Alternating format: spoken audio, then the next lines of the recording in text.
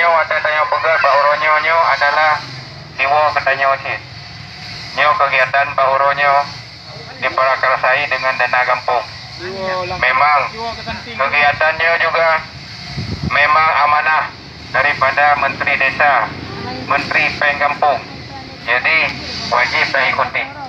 Dalam hal saya ikuti kegiatannya, saya wajib saya ikuti arahan-arahan daripada pemerintah yang bahwa kegiatannya saya telah laksanakan pembersihan lingkungan kita nyonya dalam situasi mewabahnya virus corona 19.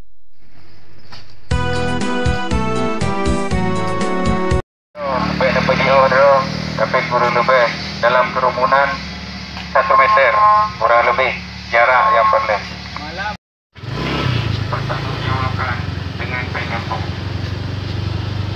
Kegiatan yang wajib saya lakukan, tetapi dua-dua hit kerana jadinya tengah mewabah penyakit yang memang penularan adalah dari manusia ke manusia.